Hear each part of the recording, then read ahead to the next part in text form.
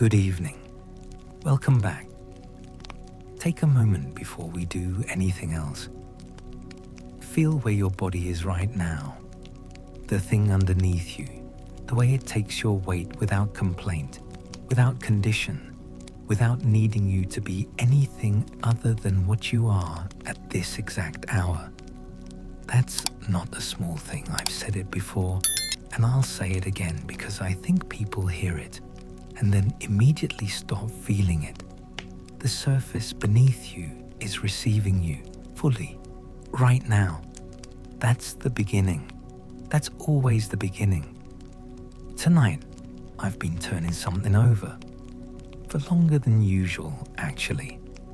There's a story I've wanted to tell carefully, and I keep arriving at the problem of where to start. Because the problem with this particular story is that almost everything most people think they know about it is a distortion. Not a lie exactly, more like a photograph taken from the wrong side of the room, where the subject is real, but the framing has changed what you're looking at entirely. Let me try to say this simply. Most people, if you ask them to name the most powerful woman in ancient history, would say Cleopatra. And then, if you press them, ask what exactly made her powerful, most of them would say something about her appearance, her beauty, the men who loved her, Caesar, Antony, the asp at the end. And here's what I want you to sit with for a second. That version is almost perfectly wrong. Cleopatra VII Philopator was not powerful because of how she looked. She was powerful because she was the most prepared person. Prepared, that's the word, and I keep coming back to it because I'm not sure a better one exists. The most prepared person in every room she ever walked into. And in the ancient world, that specific kind of advantage, that gap between her readiness and everyone else's, was the difference between a dynasty and a grave. Those were the actual stakes.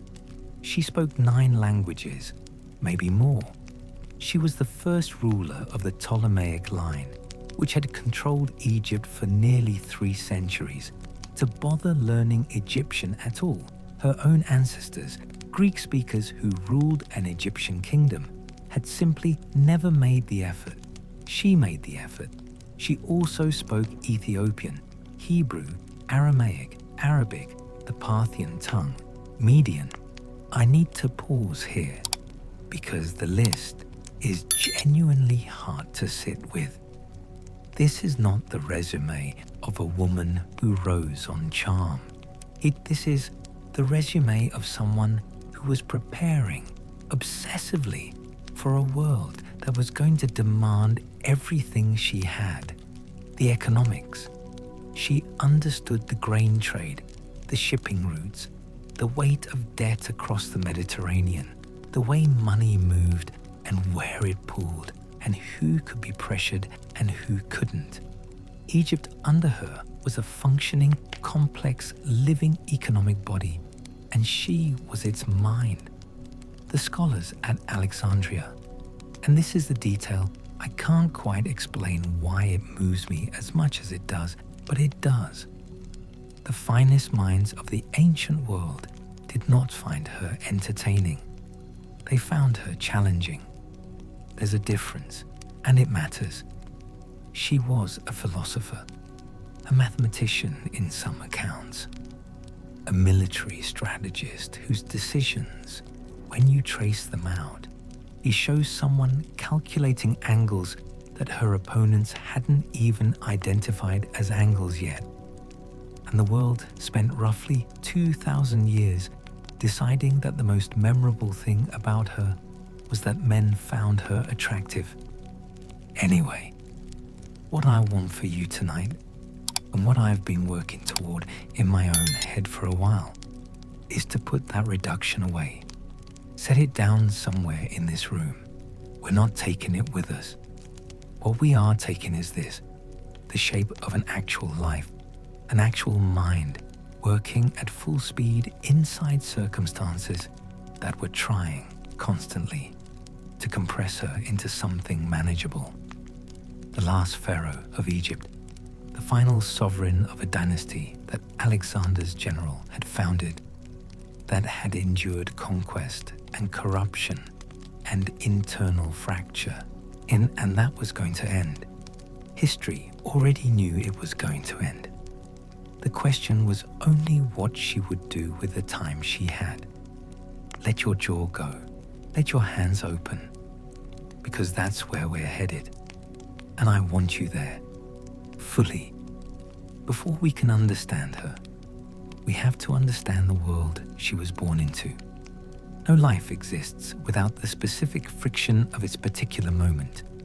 And her moment, this is the part I find myself wanting to slow down for, to make sure it actually lands.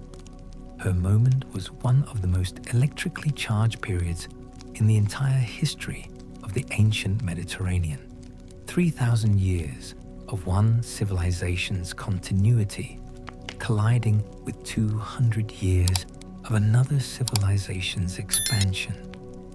Old orders coming apart, and nobody had language adequate for what was happening, which is its own kind of terror if you sit with it long enough.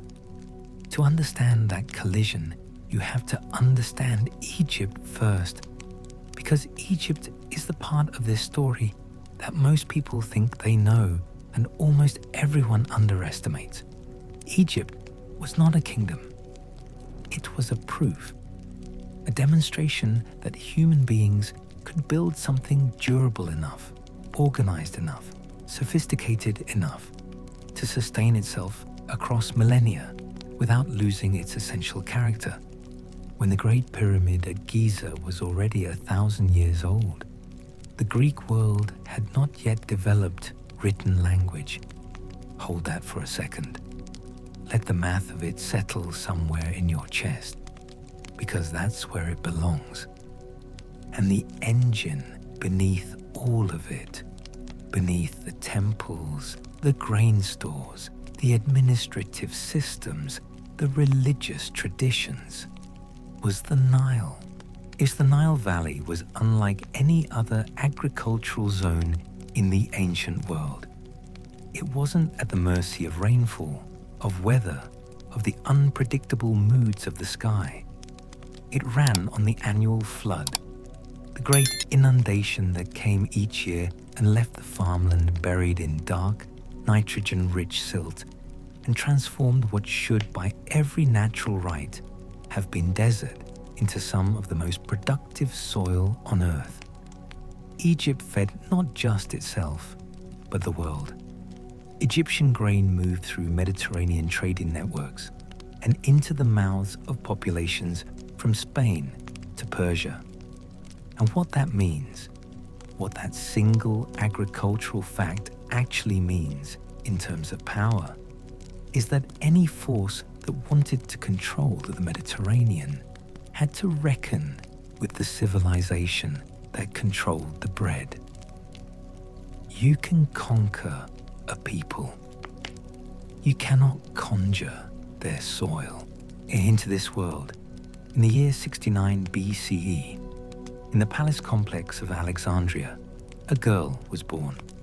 Alexandria, 500,000 people, the most cosmopolitan city on earth, possibly the most magnificent place any human being at that moment could have found themselves alive in. The library was there. The great lighthouse was there. Peoples and languages and philosophies moving through its streets constantly, colliding, combining, producing things that had never existed before. Her name was Cleopatra VII Philopator.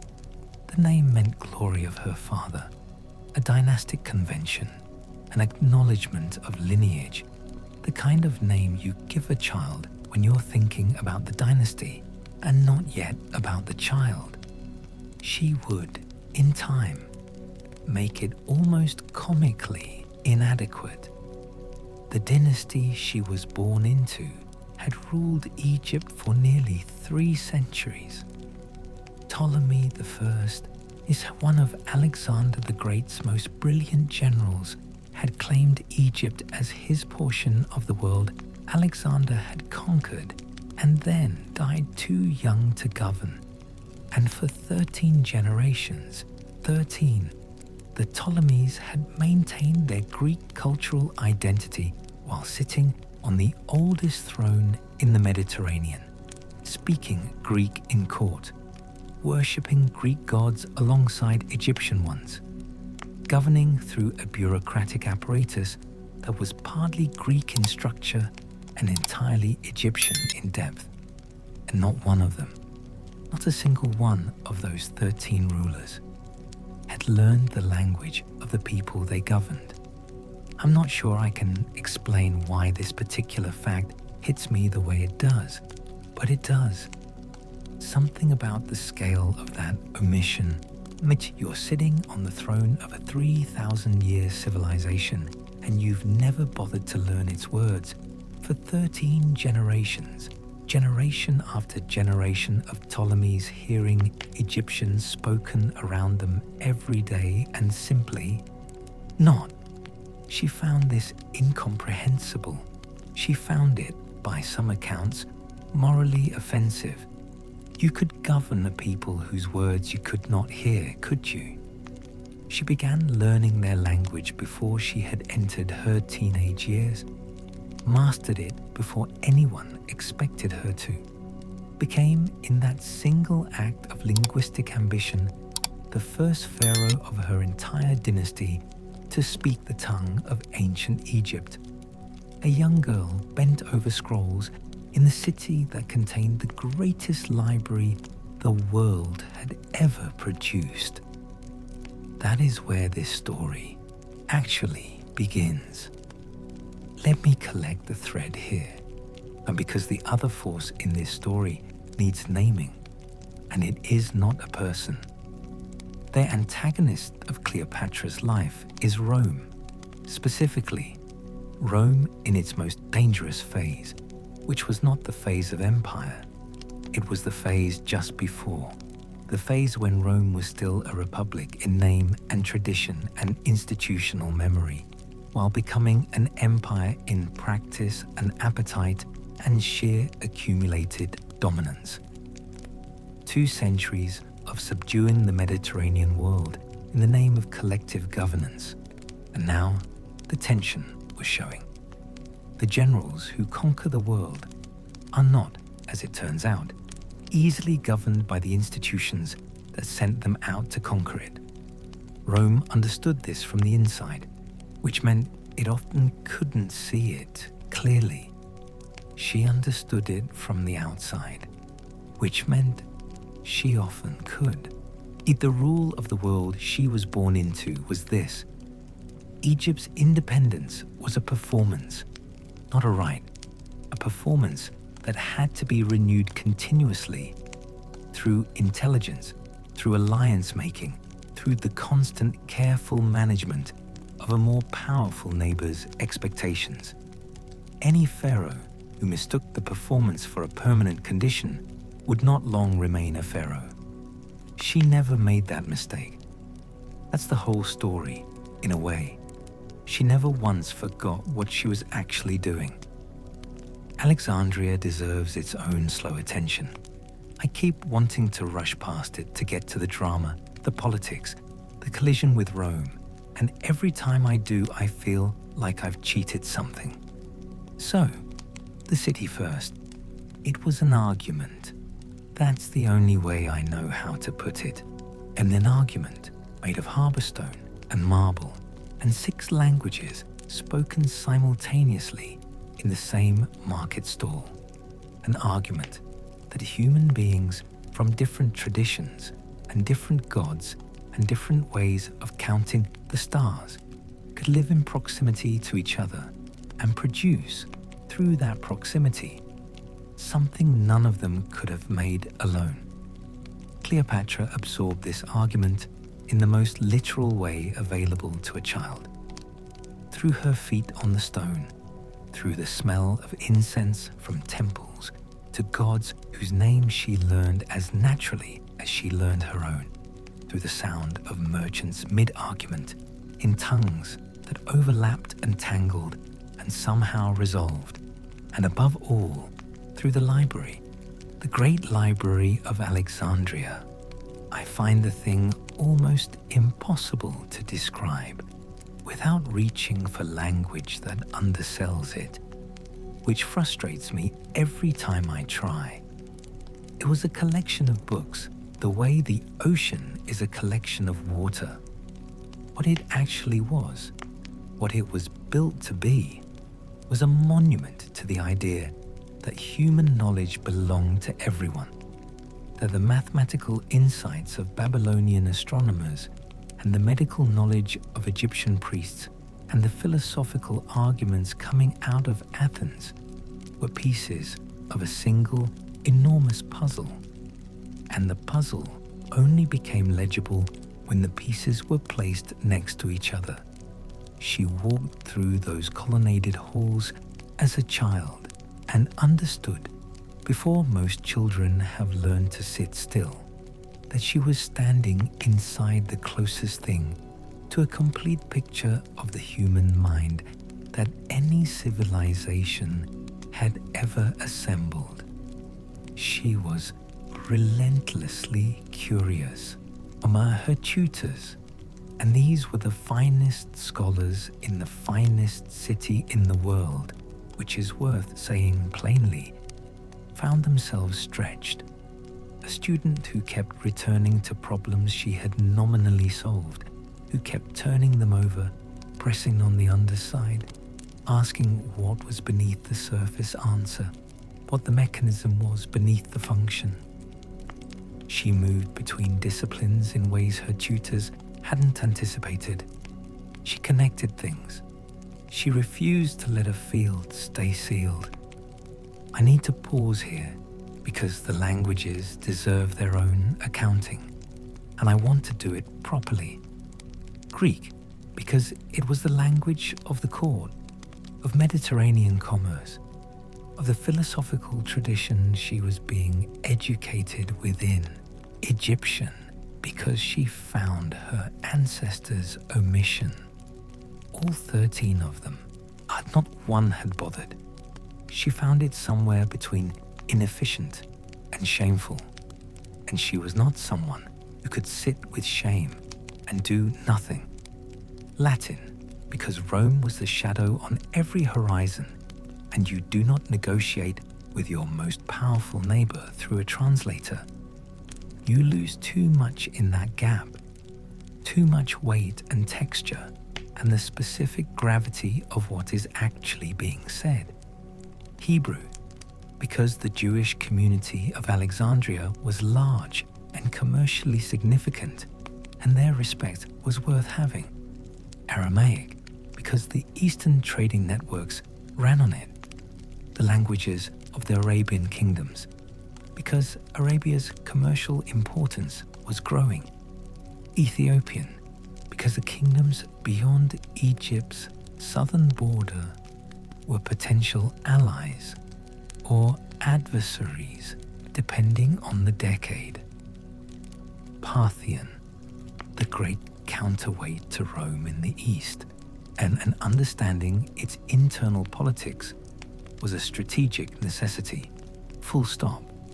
The language of the Medes, because the world east of the Tigris was not one civilization, but several, and she intended to hear what was being said there. 9 languages, not as performance, not as the ancient equivalent of, well, a ghost of a thought, and I'll leave it. The point is, the orientation was entirely practical. When you speak to someone in their own language, you convey something beneath the words themselves. The investment of your time, your cognitive effort, your genuine interest in the project of understanding them. No intermediary can replicate that. No translator carries it across.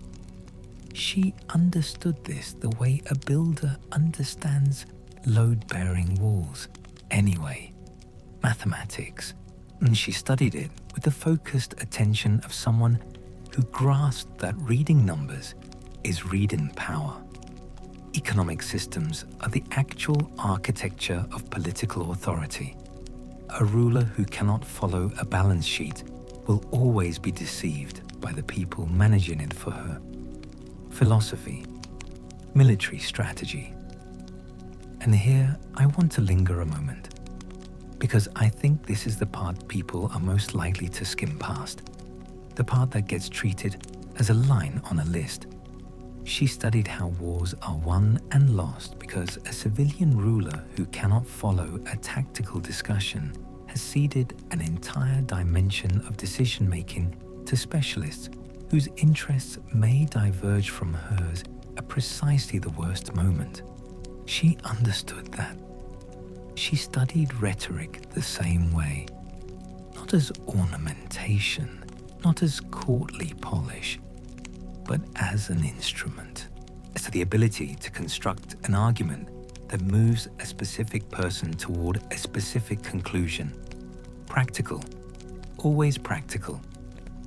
And then there is the thing she studied that I find most interesting, the one that feels most, I'm not sure why this detail snagged me when I first encountered it, but it did, and I kept it. She studied failure. She read about the kingdoms that had fallen, the dynasties that had been extinguished, the rulers whose brilliance had been insufficient when the world conspired against them.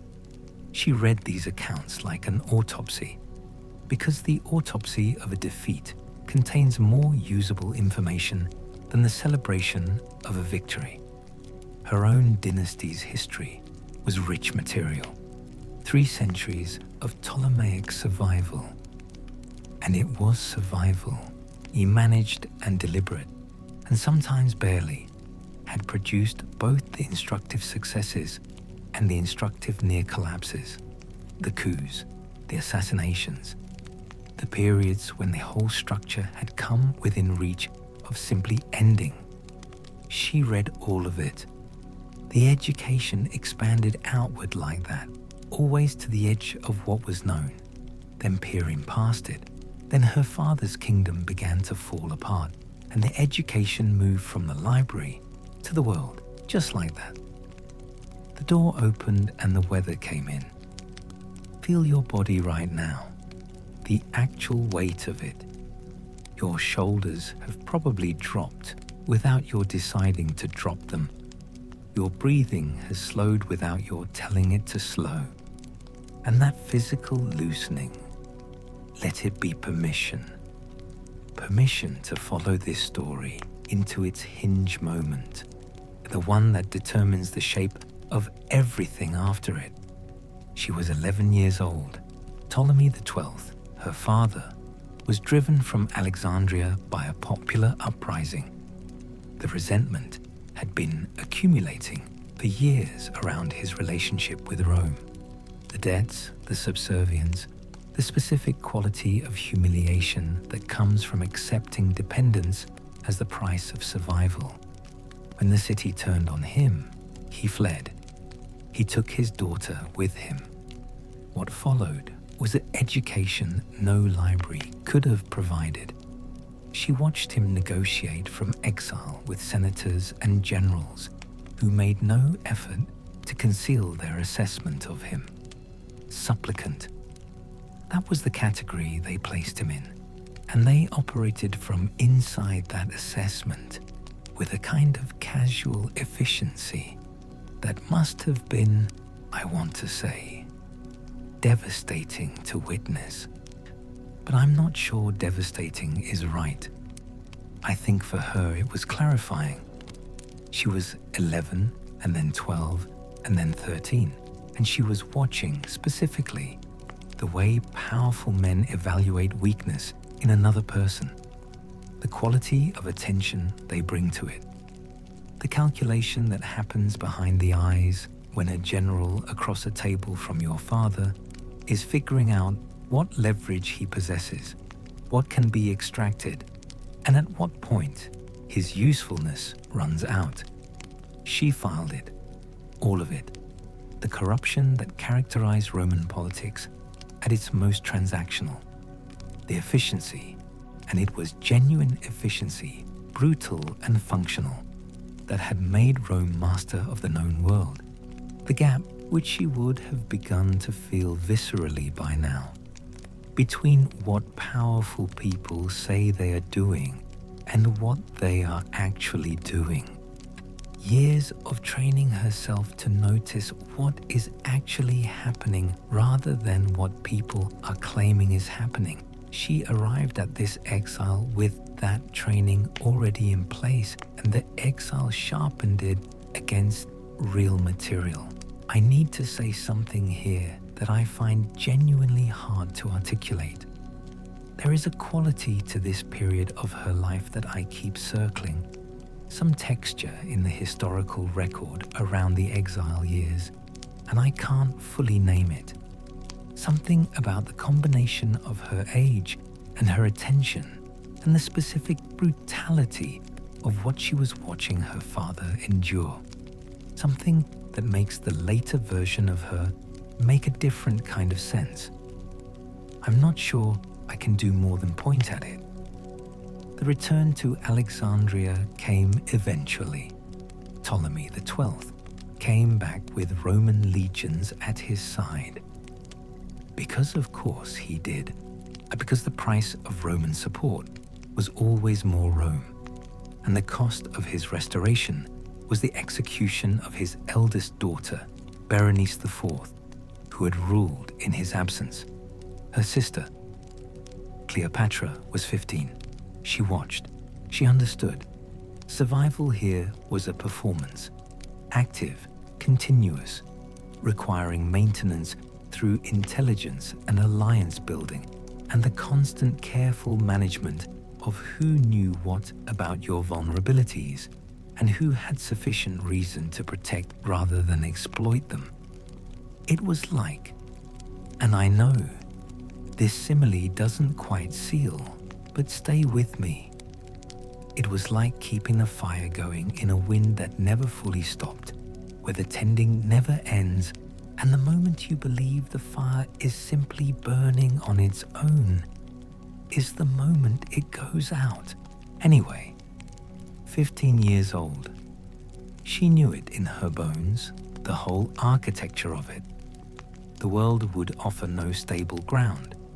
Egypt's independence was a performance that had to be renewed constantly, actively, intelligently, and the performance allowed no breaks for grief or exhaustion, or the ordinary human desire to simply stop managing the situation for 5 minutes. The lesson arrived wrapped in her sister's death, and she absorbed it completely. That is the thing about her that I find that the historical record reveals when you look at it steadily. She was never under any illusion about the world she was operating in. Other rulers, confronted with Rome, seem to have harbored some residual hope that if they played the game well enough, the pressure might relent, the giant might look elsewhere, the situation might resolve into something sustainable and calm. She harbored no such hope. She saw the situation plainly, and she prepared accordingly. 15 years old, standing in the aftermath of her father's restored power and her sister's extinguished life, and she had already become something that most people twice her age never quite manage. Someone who knew exactly where she was. She spent the remaining years of her father's reign building. That's the word I keep coming back to. Building. Not positioning. Not maneuvering. Not the vocabulary of court intrigue that history likes to reach for when it talks about women accumulating power. She was constructing something systematically, without rushing, without mistaking the scaffold for the structure. Political authority is not seized in a single dramatic moment. And she understood this at 18 the way most people understand it, if they ever do, at 50. It is built across years through the accumulation of relationships and demonstrated competence and the kind of reputation that walks into rooms before you do. The military commanders first. She cultivated them. And here, I want to be precise about the word, because cultivate can sound like manipulation, like the careful deployment of charm. What she actually did was engage them as intellectual equals. She could discuss military strategy with them, actually discuss it, follow the tactical reasoning, push back on the weak points, contribute something. None of them had expected that from a royal princess, and the respect it earned was a different quality than anything simple generosity could have purchased. A generosity they had received from Ptolemies before. This was something else. The priestly class, the formidable keepers of Egyptian religious tradition, the people who controlled the divine legitimacy that made a pharaoh's authority something beyond mere military force. She learned their ceremonies, their mythologies, their understanding of the cosmic order, which was elaborate and internally consistent and centuries deep. She learned these things with genuine engagement, which the priests could apparently tell, the way you can always tell when someone is genuinely interested in what you're saying versus performing interest at you. She traveled. This is the part I find myself wanting to slow down for, and I'm honestly not entirely sure why, except that it feels significant in a way I can't fully account for. She visited temples throughout Egypt, traveled to communities no previous Ptolemaic ruler had considered worth the journey, and she spoke with the people she met there in their own language, Egyptian, the language her ancestors had spent 13 generations declining to learn. And she listened, with actual attention, the accounts suggest, rather than ceremonial patience. What came back to her from those communities was something formal authority cannot manufacture: genuine affection, the specific quality of loyalty that comes from the gut, from someone having looked at you and treated you like a person worth addressing directly. You can't buy that. You can't decree it. It either happens or it doesn't. And it happens when people feel clearly and demonstrably that they have been seen rather than managed. I need to pause here at the economics. I want to do this section justice, and I'm finding at this point in the evening that my energy for it is thinner than I'd like. So let me say it plainly. She studied the Egyptian economy with intensity, taxation systems, agricultural management, trade regulation, state monopoly structures, how the revenues were generated, where the inefficiencies were, which trading relationships were being underutilized. She developed original insights. By the time she was ready to take the throne, she understood the Egyptian economy more thoroughly than anyone in the royal bureaucracy. She would use that understanding throughout her reign in ways that were, by the standards of ancient economic policy, genuinely innovative. There, but I want to go back. And this is the thing I keep circling without quite landing on, to those temple visits. Because the image that stays with me, and I cannot tell you with any confidence why it stays with me more than the military strategy or the economic analysis, is a young woman standing in front of people who had never once in their lifetimes seen a Ptolemaic ruler speak their language, and speaking it. The shock of that, the specific recalibration that must have happened in those communities when the Pharaoh stood in front of them, and the words that came out of her mouth were their words. 3,000 years of civilization. And this was the first time the person on the throne had bothered. The accumulated weight of that omission, and then its sudden reversal. It's like, and I know this image doesn't quite close, it's like a door that has been stuck for so long everyone stopped trying it, and then someone simply opens it. You feel the history of the sticking in the ease of the opening. Anyway, 51 BCE. Her father died. She was 18 years old. The throne was hers. Co-regent nominally with her younger brother, Ptolemy XIII, who was 10 years old and controlled by a council of advisors whose interests were entirely their own. The real governance was hers from the first day. And Rome was watching. Rome was always watching. The shadow on every horizon, the weather system that every one of her decisions would now be made inside. She knew this. She had known it since she was 11 years old, and standing in a Roman anteroom, watching her father's dignity being quietly, efficiently stripped from him. She was 18, and she knew exactly where she was. The real story began. Here's where the plan meets the world. 18 and a half years old, co-ruler of the wealthiest kingdom in the Eastern Mediterranean. And within months, the people around her had already begun organizing the conspiracy that would eventually drive her from her own palace. Her brother Ptolemy XIII was 10, a child whose minority made him an instrument rather than an actor, a vehicle for the ambitions of the men who surrounded him.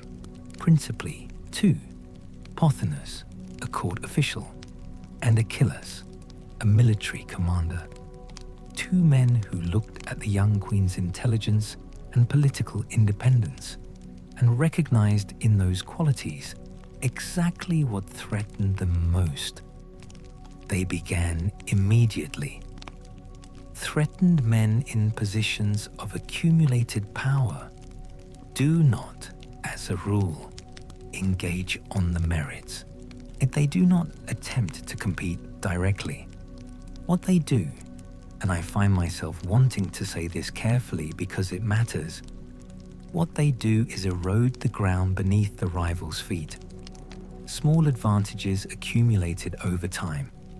Institutional authority deployed strategically. The drip, not the flood. She countered with competence, moved through the bureaucracy methodically, evaluated the loyalty and capability of officials, made appointments that strengthened her position without being dramatic enough to trigger an immediate response. The financial crisis her father had left behind, and it was substantial. The debts to Rome alone were a structural weight on everything she was trying to do. She addressed it with the combination of diplomatic skill and economic understanding she had spent years building specifically for moments like this one. In Rome, the developing civil war between Caesar and Pompey, two men whose conflict was going to reshape the entire Mediterranean world, regardless of what any Eastern kingdom wanted. She watched it, gathered intelligence, maintained a careful neutrality that preserved her options while she worked out which way it was going to resolve. She formed a view. It pointed towards Caesar. Her opponents formed a different view. It pointed toward Pompey. In 48 BCE, before either view could be tested against events, Pothinus and Achilles moved. They drove her out of Alexandria, exiled her to the eastern desert with a small group of loyal supporters, and placed her brother's name on the throne as the sole legitimate authority. She was 21 years old. Let me collect the thread here, because I want to make sure this moment lands with its full weight before we move through it. She had lost everything: the palace, the bureaucratic apparatus she had spent 3 years carefully building into an instrument of real governance, the military relationships she had cultivated, the connections with the priestly class, the popular loyalty she had earned through those temple visits, those conversations in Egyptian, that extended and deliberate demonstration that the pharaoh wanted to know what life was like for the people she governed. Gone, or unreachable, which in practice was the same thing. 21 years old, in the desert, again. And here is the thing I find genuinely hard to describe without reaching for language that either overstates it or undersells it.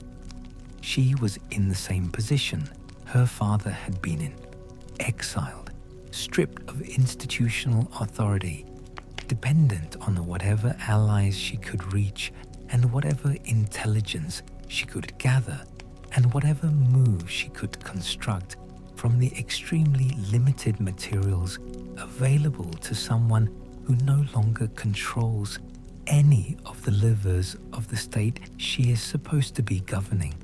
Her father, in that position, had collapsed into the role of supplicant, had borrowed money from Roman creditors at terms that compromised Egyptian sovereignty for a generation, had returned to Alexandria, carried by Roman legions, which meant he returned already indebted, already diminished, at the cost of his restoration baked into everything he did afterward.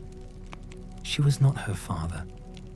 She had watched him from 11 years old, from the anteroom of Roman power, with those eyes that noticed what was actually happening.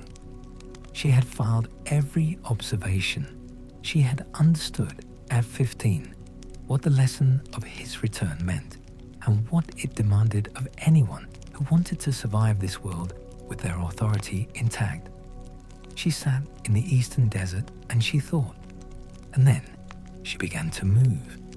The civil war she had been watching was about to deliver an extraordinary accident of history to the shores of Egypt, and she had perhaps already begun to understand, I cannot know this.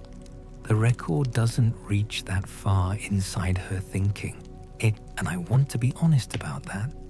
She had perhaps already begun to understand that the accident could be made to serve her, that the right move, executed with sufficient nerve, could transform exile into leverage. Caesar was coming. She would be ready. What she did next separates her from almost every political figure of her era or any other. She went directly to him. No negotiating from safety, no waiting for circumstances to shift, no messengers dispatched to Rome asking for intervention. She went to the most dangerous and most important person in the world with nothing between herself and the outcome of that encounter except her own preparation. She crossed hostile lines at night.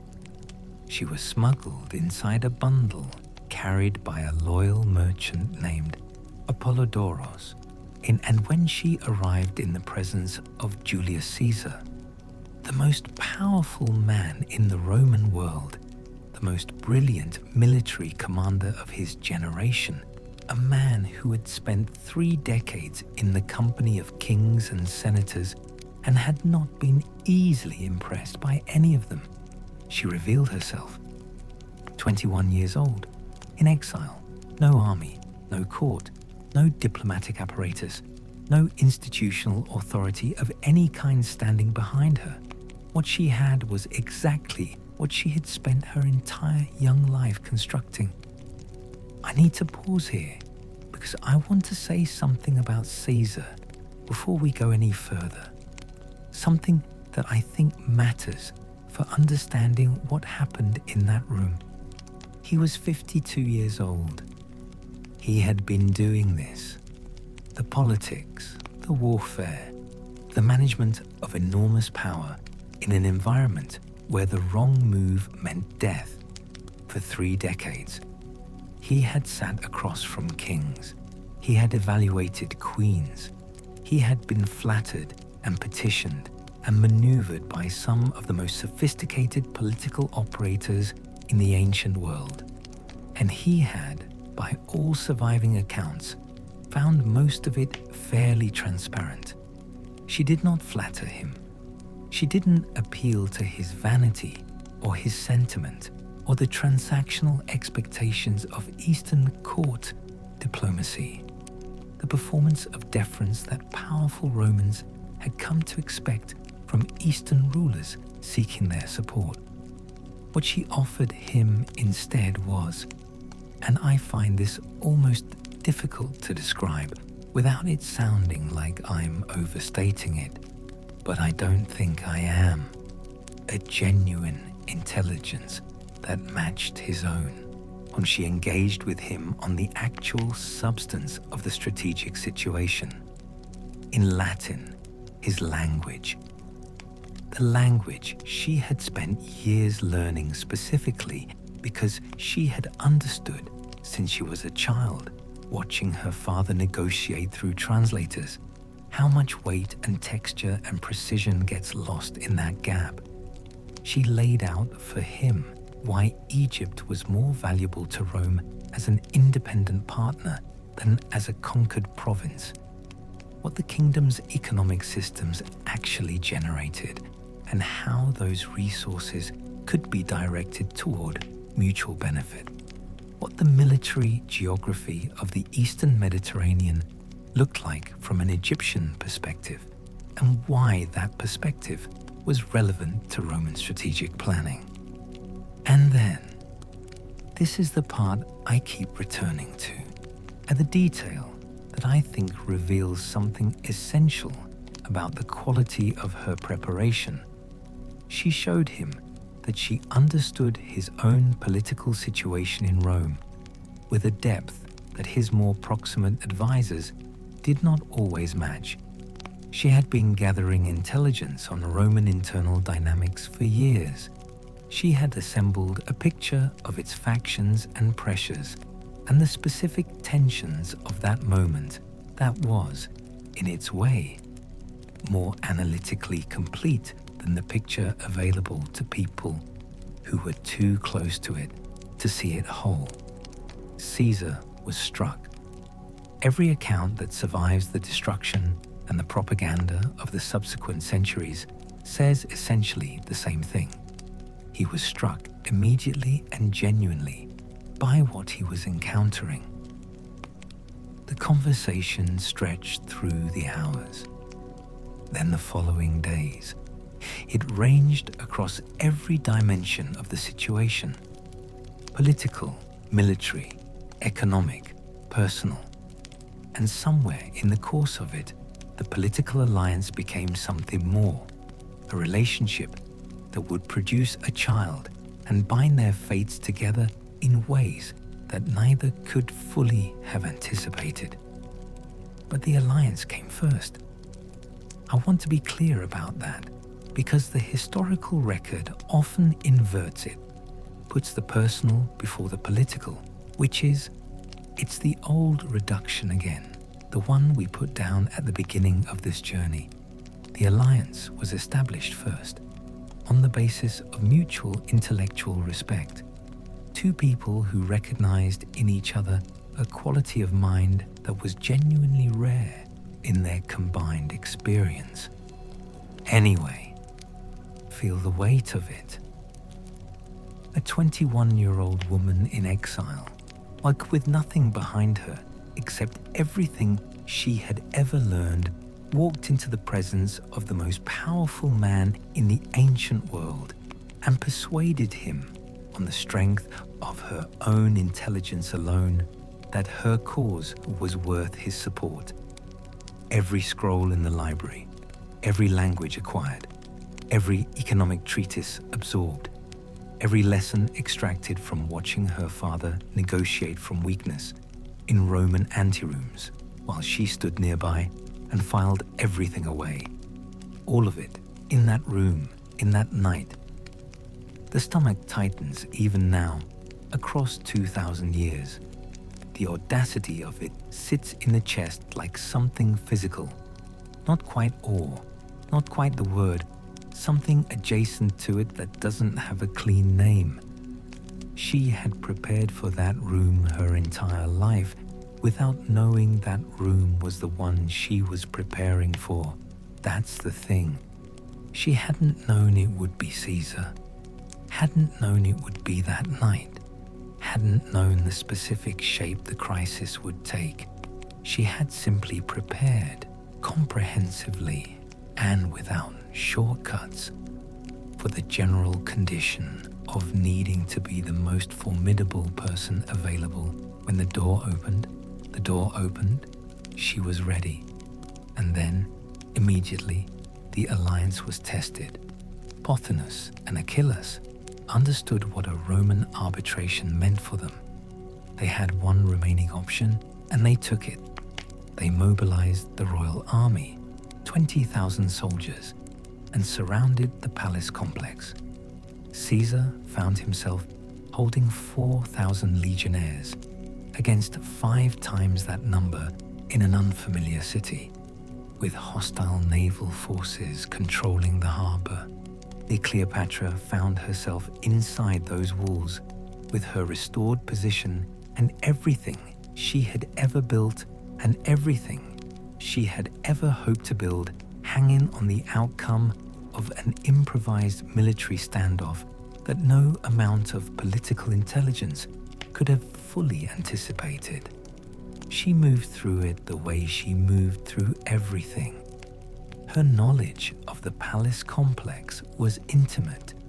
The hidden passages, the servant corridors, the underground channels connecting different sections of the enormous structure.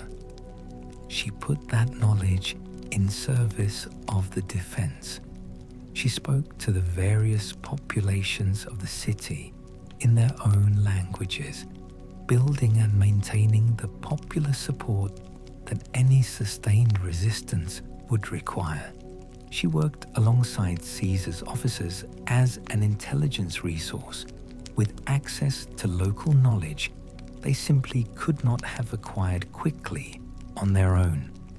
Caesar did what Caesar did.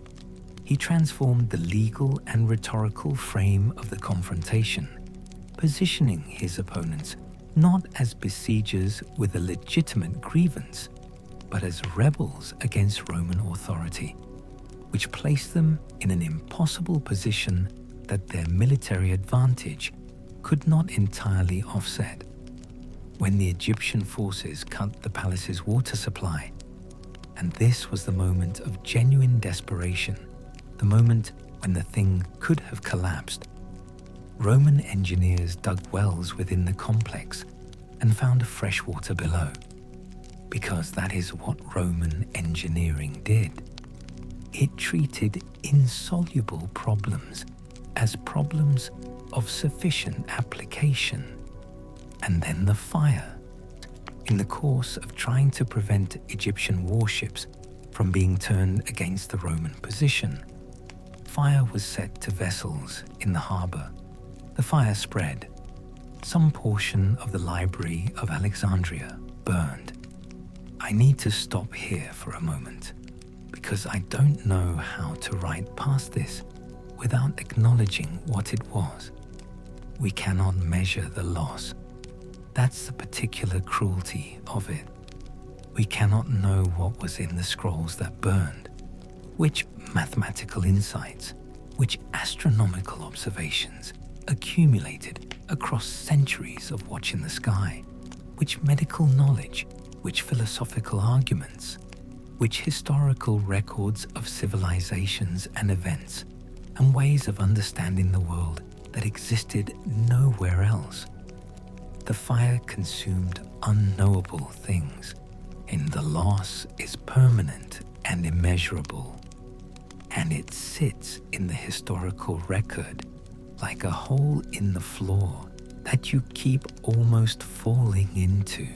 It happened in the course of a military crisis that she was fighting to survive.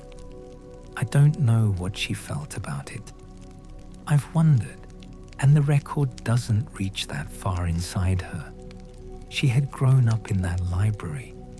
She had walked its colonnaded halls as a child and understood she was standing inside the closest thing to a complete picture of the human mind that any civilization had assembled.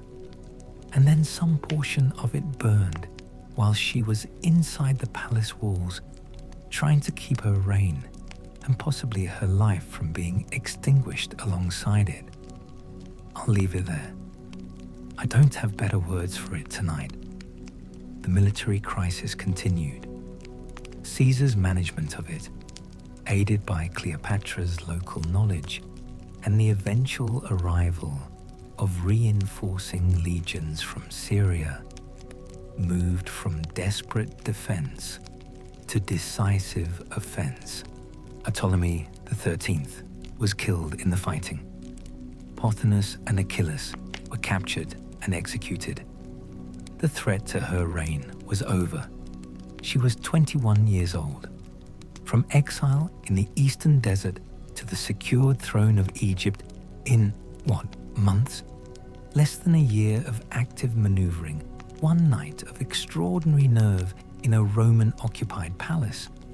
A military siege survived on the strength of local knowledge and alliance and the systematic competence she brought to every problem she had ever faced. It looked like luck from the outside. The right moment, the right Roman, the right bundle carried across hostile lines at night by a loyal merchant. Luck. It was the harvest of everything she had planted. Every language, every economic treatise, every military strategy absorbed, every lesson extracted from her father's humiliation in Roman anterooms, every temple visited, every conversation held in Egyptian with people who had never expected the pharaoh to speak their words, every scroll in the library that she had bent over and refused to leave until she understood the bones beneath the surface, the mechanism beneath the function. All of it had been building toward the capacity to walk through that door and not waste the opening. She hadn't wasted it. 21 years old, the most powerful throne in the Eastern Mediterranean, secured. The real work, the long work, the work that would define the rest of her life, was just beginning. Caesar stayed, months after the crisis resolved, partly because the administrative machinery of the kingdom needed his presence to stabilize, and partly because he found in Cleopatra and in Alexandria something the rest of the ancient world was not offering him at that particular moment: genuine intellectual stimulation, a mind that matched his, a city that could surprise him. They traveled down the Nile together. I want to linger here because the voyage deserves it, and I'm aware I'm going to rush the parts that come after, so I'll take the time now. A royal barge, magnificent by any standard of the ancient world, moving through landscapes 3,000 years deep, temples, provincial capitals, the communities of farmers and merchants and priests who constituted the actual living body of the kingdom. And she showed him all of it, not as a geographical expression or an economic resource, the way Rome habitually categorized its territories and its targets but as what it actually was: a civilization of extraordinary depth, traditions and organizational systems, and ways of understanding human life that were, in many respects, more sophisticated than anything Rome had produced. She showed it to him deliberately. The more he understood what Egypt was, the more carefully he would treat it.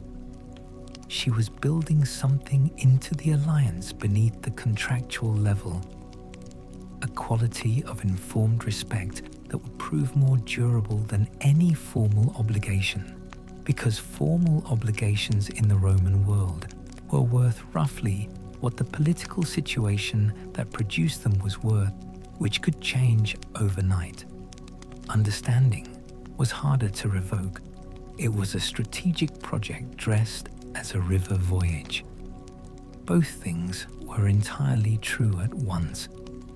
In 47 BCE, their relationship produced a son, Caesarion, named for his father, with a directness that was itself a political statement, not a subtle one, a public declaration of lineage that created enormous symbolic power and enormous danger in the same breath. The child as a bridge between Egyptian and Roman civilization. The child as a focal point for the anxieties of everyone who worried about what claims might eventually be made in his name, what that name might be used to justify, where the logic of that lineage might lead if the boy survived and grew and reached for what his parentage implied. She understood all of this. She had made the choice anyway. Caesar departed for his campaigns. He left behind a transformed Egypt, more closely aligned with Roman power than it had ever been, yes, but under the rule of a queen whose authority was unquestioned within her kingdom, in whose relationship with Rome's most powerful man was unlike anything any previous Eastern ruler had managed to construct, and whose son carried in his blood a claim that connected the oldest continuous civilization in the Mediterranean to the force that was in the process of inheriting the world. She stood in the harbor and watched his ships go. The first chapter was complete. She had survived exile and coup and military siege and the particular vulnerability of being 21 and female and the designated target of men who had decided she was the problem. She had done it through preparation and nerve and the comprehensive refusal to be smaller than the situation required. Now she had to govern, just govern, the long, unglamorous daily work of actually running a kingdom. The taxation systems, the agricultural management, the trade routes, the priestly relationships, the military commands, the 1,000 administrative decisions that don't make it into the historical record because they are ordinary, because they are the texture of competent rule rather than the drama of its achievement. This is the part of her story that history tends to skip. And I think that's wrong, because the years between Caesar's departure and the next great crisis were the years when she demonstrated something that the dramatic moments can obscure. She was genuinely good at this. The economics she had studied with such intensity in her adolescence translated into policy that worked. The relationships she had built with the military commanders and the priestly class held and deepened. The popular affection she had earned through those temple visits, through speaking Egyptian to people who had never expected to be addressed in their own language by the person on the throne, that affection proved durable. Egypt under her governance was stable and productive and increasingly prosperous, and that stability was itself a political achievement of the First Order, given the external pressures that were building on every horizon. She governed carefully, intelligently, without fanfare, and Rome continued its unraveling. Let yourself breathe. Let the ancient harbor recede. What comes next is the chapter history most consistently neglects, and I want to make a case for it before we enter it, because I think the neglect is a philosophical error and not just a historical one. This is the chapter of grain prices, of tax assessment calibration in Upper Egypt measured against actual agricultural outputs in specific provinces, of bureaucratic appointments evaluated on demonstrated capability, of trade agreement terms negotiated with merchant communities from a dozen different kingdoms, of financial accounts reviewed line by line for the places where revenue was bleeding into inefficiency or disappearing into private pockets that were supposed to be the royal treasury. This is what governing actually looks like from the inside. This is what the most powerful woman in the ancient world spent her days doing in the years between the crises that made for good stories. Her first priority after the Alexandrian crisis was reconstruction. In the administrative apparatus had taken damage from the civil conflict, and she moved through it systematically, evaluating surviving officials, making appointments based on demonstrated capability rather than personal loyalty, identifying gaps in the existing structure and creating new positions to fill them.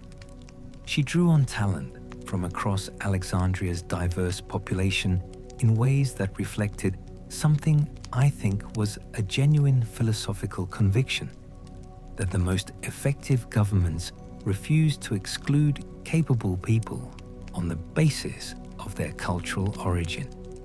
She reformed the irrigation systems, reviewed the administrative procedures for commercial transactions in the harbor, streamlining them, making Alexandria a more attractive venue for merchants who had alternatives, because she understood that voluntary participation in international commerce was worth more than coerced extraction from a declining relationship. She recalibrated the tax assessment system to reflect actual productive capacity rather than bureaucratic inertia. She reviewed the currency exchange system. She invested in the expansion of Egyptian manufacturing, establishing royal workshops to produce higher quality versions of traditional Egyptian goods, understanding that the value added by transforming raw materials into finished products was significantly greater than exporting the materials alone, and that the workshops would simultaneously employ skilled artisans and generate export revenues that raw material exports could never match. I need to pause here because I want to say something about her relationship to scholarship during this period, and I'm not sure I can say it without it sounding like I'm editorializing. But I'll try. She understood knowledge as infrastructure. The astronomer refining the calendar was producing a tool that allowed farmers to time their agricultural activities with greater precision. The mathematician developing better surveying techniques was making tax assessment more accurate and more fair. The physician improving surgical outcomes was reducing mortality among the soldiers and workers on whom the kingdom's security and productivity depended. Scholarship and governance were the same project to her, which is, I find this genuinely difficult to describe without reaching for superlatives that then feel like they've flattened the thing I'm trying to convey, and it was unusual. It remains unusual. The integration was real, and it produced results that were real. She maintained an intelligence network throughout the Mediterranean, correspondence in key cities, providing information about political developments and commercial opportunities that was more current and more analytically useful than anything available through formal diplomatic channels.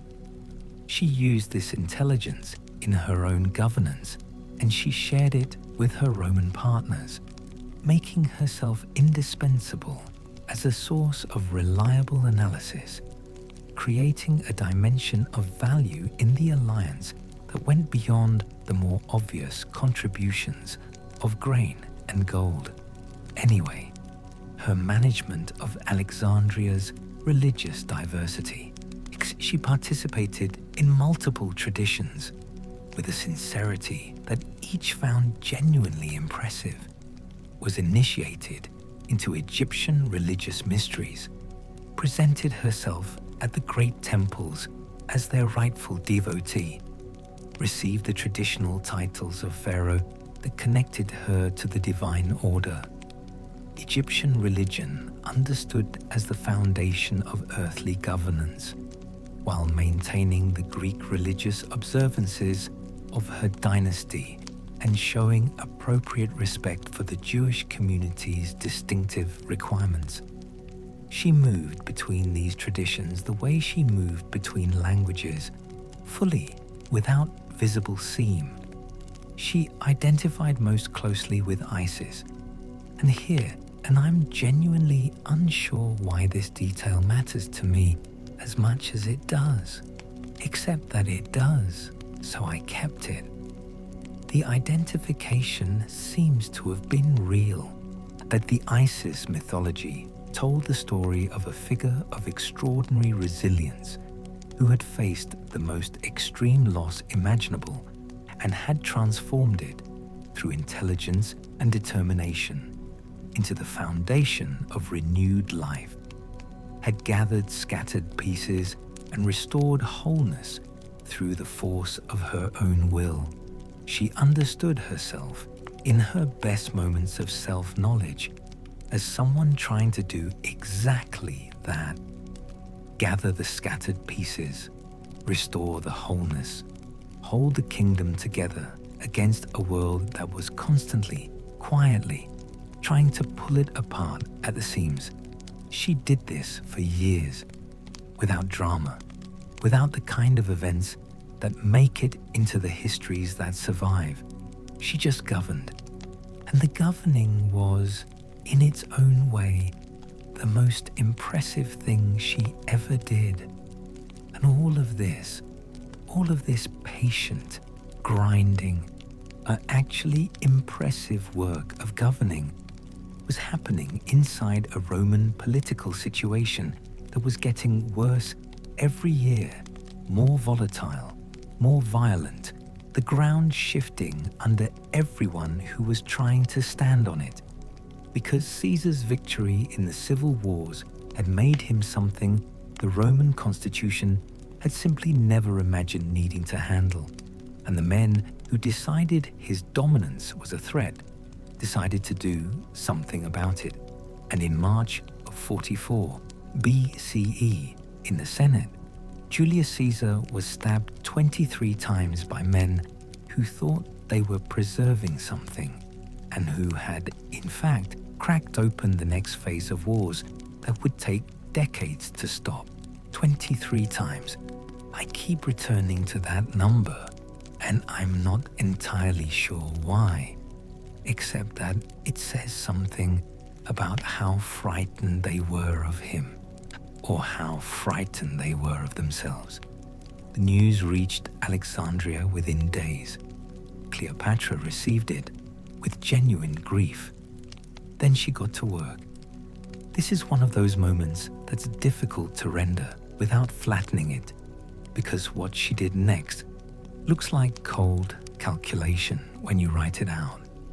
But I think it was both grief and calculation running simultaneously, the way those things actually do run in people who have been trained from childhood that feeling something and responding to something are not in opposition. She mobilized her intelligence networks. She gathered information about Rome with the comprehensiveness of someone who had understood, probably for years, that ignorance was the one thing she could not purchase her way out of. What came back was frightening. The assassination had not stabilized Rome, and the conspirators had expected liberation and received outrage. Mark Antony had given a funeral speech of such political precision that it shifted the ground entirely. And Octavian, Caesar's 18-year-old great-nephew and adopted heir arrived from Macedonia, had walked into the situation with a steadiness that wrong-footed everyone who'd expected a rattled teenager.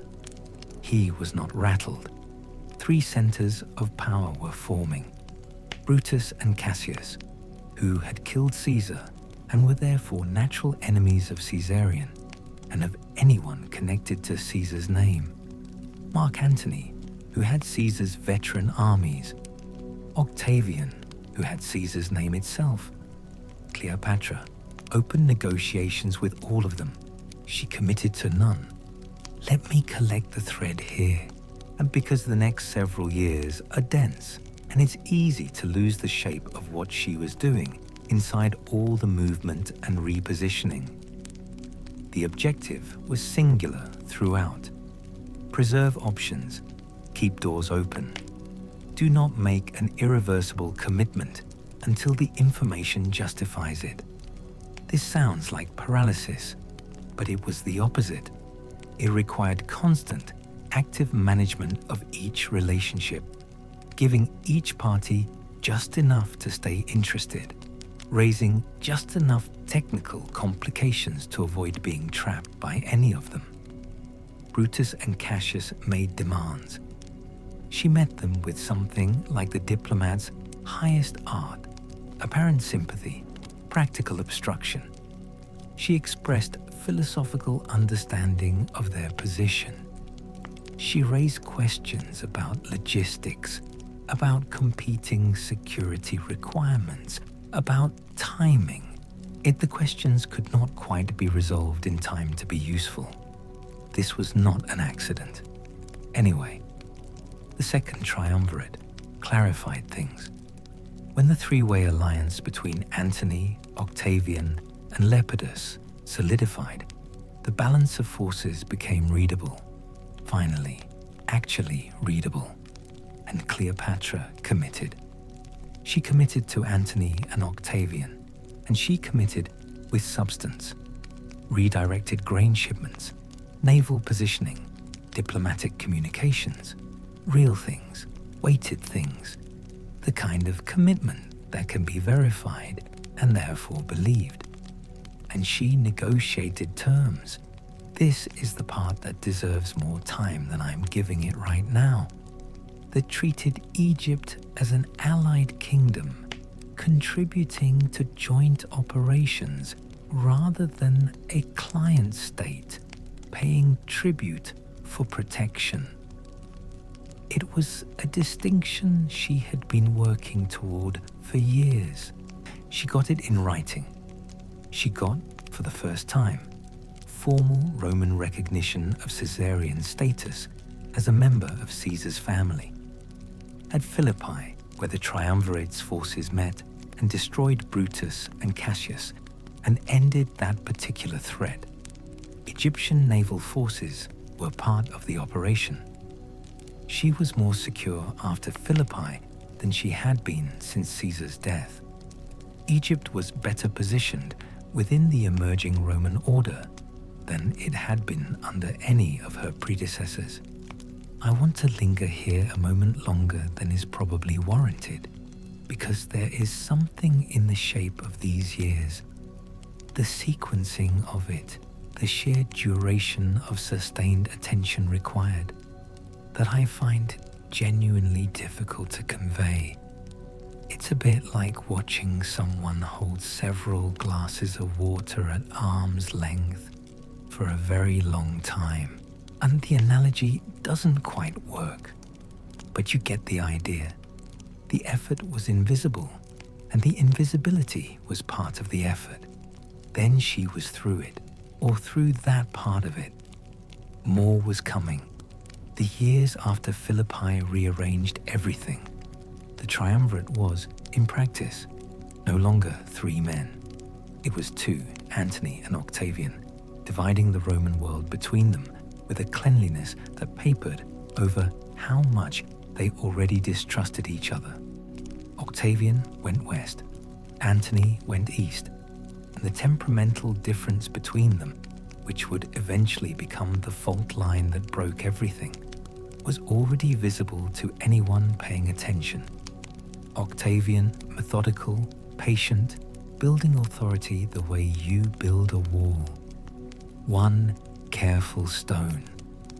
Antony warmer, more flexible, more willing to be reckless, and governing the eastern provinces with a kind of personal magnetism that worked brilliantly until it didn't.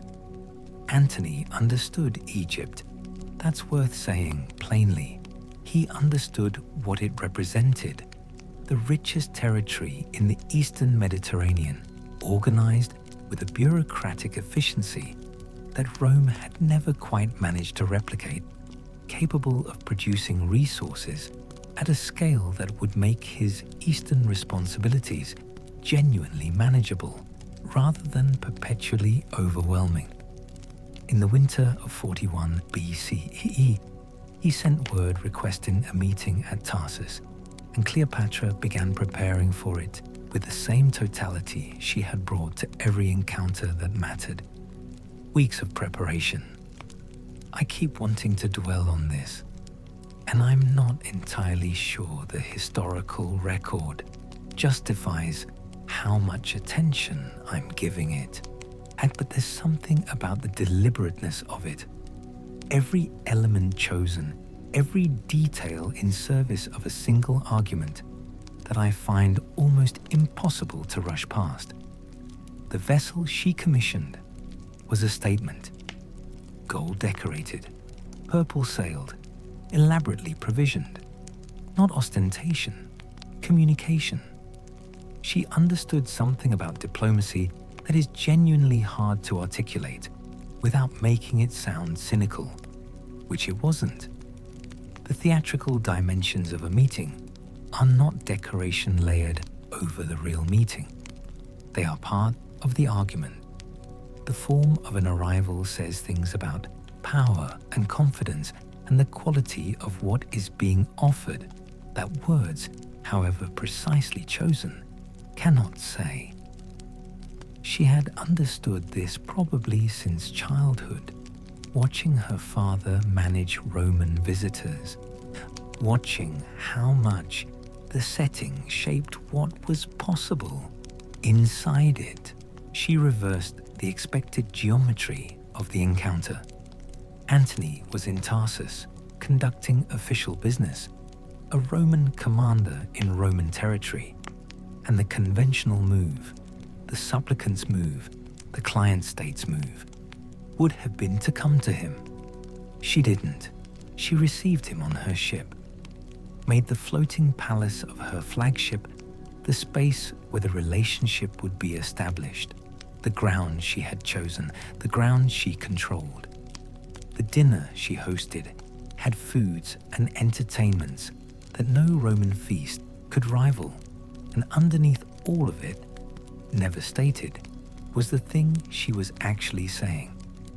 You are in the presence of 3,000 years of accumulated civilization, and the person leading it is entirely worth your time and your respect and your partnership.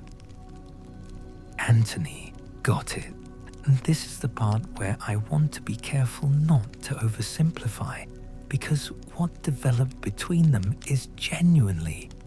It's one of those things that gets flattened in the retelling, squeezed into either pure romance or pure strategy, depending on who's telling it and why. But the conversations at Tarsus were substantive, wide-ranging. Two people who recognized in each other something real, intellectual peers finding the edges of each other's thinking, and the personal attraction that emerged from that was genuine, woven into the alliance rather than separate from it, reinforcing rather than distracting, which matters because Cleopatra had spent enough years managing complicated relationships to understand that the ones built only on contractual obligation tend to fail precisely when you need them most. A genuine connection is itself a form of investment. This is not a cynical observation. I think she actually believed it. They left Tarsus with agreements, terms for the alliance, formal and substantive. They left with something harder to formalize as well. The next decade of Mediterranean history would run along the lines established in those conversations on a ship in a harbor in Asia Minor. Two people deciding, with the half-knowledge that is all anyone ever has, what they were to each other and what they were willing to risk. The years of the alliance were, in Egypt, genuinely good years. I want to say that clearly before the weight of what comes after makes it hard to see. Agricultural systems improved, trade extended. The administrative refinements that had characterized her reign from the beginning continued with the slow, patient work of identifying what wasn't functioning and fixing it year after year, the kind of governing that doesn't make for dramatic history, but is, in fact, the thing that keeps people fed and the granaries full and the irrigation channels clear. She was building something. Alexandria intensified as a cultural project. Scholars arriving, artists arriving, the kind of cross-cultural intellectual energy that only happens when someone with real resources decides to make it happen, and then actually sustains it, doesn't get bored, doesn't redirect the funds, keeps showing up. This is the part I could linger on for much longer than I'm going to, because the intellectual life of Alexandria under her patronage deserves more than I'm giving it here. I'm rushing past it. I know I'm rushing past it. But the political architecture is about to demand everything, and I can't hold both at once. She and Antony developed, together, a form of Eastern governance that was genuinely new. Roman administrative efficiency, Egyptian organizational depth, a flexibility toward local cultures that neither civilization had managed on its own. Local rulers who governed well were given more autonomy than Roman policy typically allowed. Greek civic institutions were preserved where they were working. Egyptian administrative methods were applied to problems that purely Roman approaches had struggled with. It was in the language of a much later era, and I'm catching myself here, pulling back. It was responsive to the actual conditions of the places it was governing, which sounds obvious and was in practice quite rare. They had children, our twins first, Alexander Helios, Cleopatra Selene, then a third son, Ptolemy Philadelphus.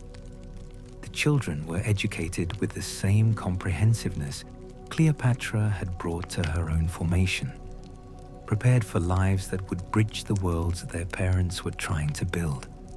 Anyway, Octavian was building something too.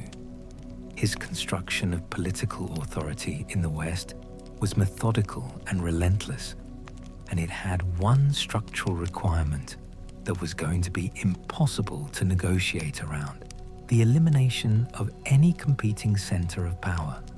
Not compromise, elimination. Antony's Eastern vision was incompatible with this.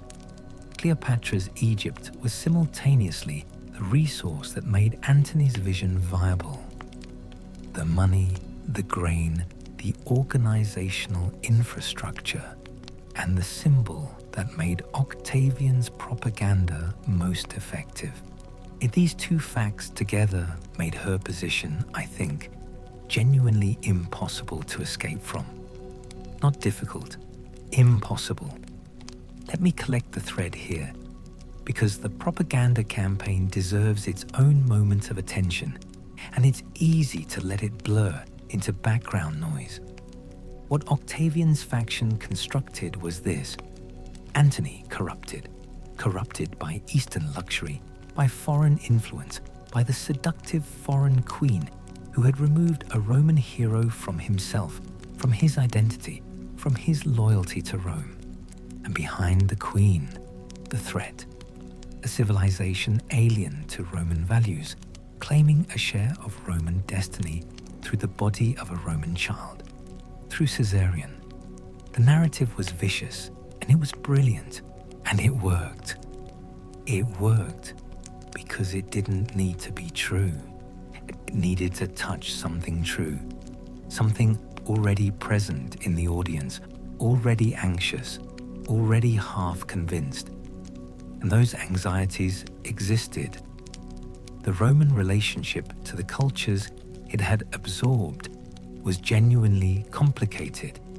The question of whether contact with older civilizations elevated Rome or contaminated it was genuinely live, and Octavian's people pressed on every nerve. Cleopatra could see it working from Alexandria. Distance gives a particular kind of clarity, which is sometimes a gift, and sometimes just a better view of something you cannot stop. She watched the narrative take hold with, and this is hard to describe precisely. I'm not sure I have the right word for it.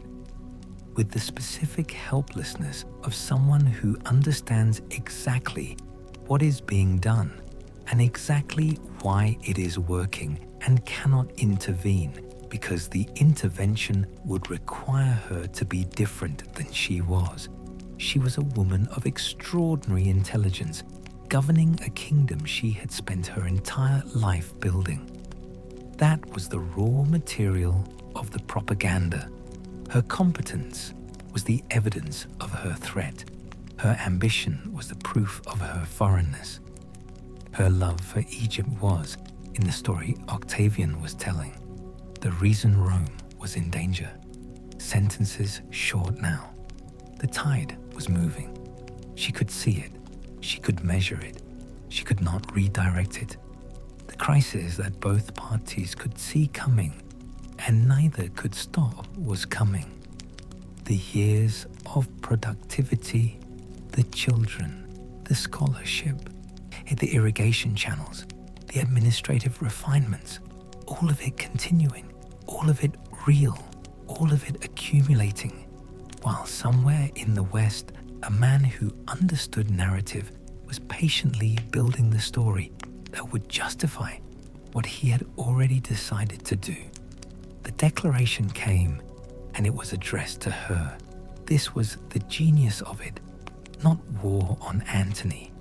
That would have been another civil war, another round of Romans killing Romans, and the Roman people were exhausted by civil wars in the way that people get exhausted by a recurring illness. Not surprised anymore, just tired and angry at the recurrence. Octavian declared war on Cleopatra, on Egypt, on the foreign queen who threatened Rome. The framing was a lie, and it was politically transformative. And it worked the way the best lies work, by organizing something that was already felt into something that could be acted upon. Antony was caught. Defend his ally and confirm every word of the narrative about his corrupted loyalties. Abandon her and lose the alliance, the money, the ships, the grain, the infrastructure, that made his eastern position anything other than a posture. Cleopatra issued a manifesto. I want to be precise about this because it's easy to read the manifesto as a reactive document, as counter-propaganda, as spin, and it was all of those things. But it was also a genuine philosophical statement of a position she had been arguing through policy and practice for 20 years. The Mediterranean was most productive when it was most diverse, when Egyptian agricultural genius combined with Roman administrative capability and Greek philosophical tradition and Phoenician trading networks. The result was something none of them could build alone. Octavian was offering centralized authority and cultural uniformity. She was offering something else, a more various configuration, different civilizations maintaining their identities while cooperating inside a broader framework that benefited all of them. She had believed this since she was young. You can see it in the administrative choices, the language policies, the patronage decisions, the way she governed Egypt's internal diversity. It wasn't invented for the crisis. The crisis just required her to say it aloud. The coalition she assembled was remarkable. Rulers from Armenia to Arabia, at Greek cities, contributing ships and resources, Roman senators and military officers who had watched Octavian's consolidation of power and concluded with the judgment of men who had spent their lives inside Roman institutions that what he was building was something those institutions were designed to prevent. These men defected east. The fleet that departed Alexandria in the summer of 31 BCE represented everything she had built across a reign of 2 decades, everything she was wagering, the whole accumulated weight of it. She commanded her forces personally. Her analysis of the tactical situation was thorough. It was always thorough. The Battle of Actium was fought on the 2nd of September, 31 BCE, in the waters off the western coast of Greece, and it was the most consequential naval engagement in the history of the ancient world. And I find this part genuinely hard to write, not because the facts are obscure, but because the facts are so compressed, and the compression feels like a betrayal of something. Months of difficulty preceded the battle. Disease in the fleet, blockade, the defections that happen when powerful men recalculate their odds, when loyalty encounters arithmetic and arithmetic wins. Agrippa, Octavian's admiral, was extraordinary, positioned his forces with a tactical precision that foreclosed options one by one, the kind of military intelligence that meets and matches the strategic intelligence across from it. And war is not an intellectual exercise. This is the thing. You can prepare completely and analyze correctly and still lose. Because between the preparation and the outcome, there is the battle itself. Hundreds of ships in restricted waters, fire, noise, men dying, the irreducible chaos of human beings under pressure that no plan survives intact. Her squadron found a gap in the fighting and broke through. She sailed for Egypt. Antony followed. The forces left behind fought on. They fought with genuine courage. Then they surrendered. The war was over. 2 words. That's all the space it gets. Because that's how it felt, probably. All that building, all those years, and then a date in September, and then the long sail home. The water behind the ship, the coast of Egypt still days away. The future arriving faster than anyone was ready for it. She came back to Alexandria. and she worked. This is the part that undoes me a little, if I'm being honest. Not the defeat, not even the death, but the return. The sail home after Actium, and then the arrival, and then the immediate resumption of the work of governing, of thinking, of planning. Treasury reserves moved to secure locations. Intelligence networks maintained. Negotiations with Octavian opened with a kind of sophistication that, under the circumstances, required something I don't have a clean word for. Not courage, exactly. Steadiness, maybe. The refusal to let the loss of the military game mean the loss of every other game still being played. She made clear she could destroy the treasury, that taking Egypt by force would cost more than a negotiated settlement. She made this clear without making it a threat, which is a very specific diplomatic skill.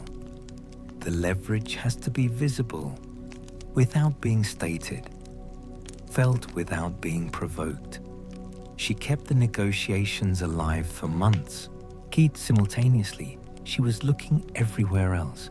Potential allies, the military feasibility of defending Alexandria, Arabia, India, the possibility of taking the treasury and moving beyond Roman reach entirely, founding something new, Egyptian in identity, if not in geography.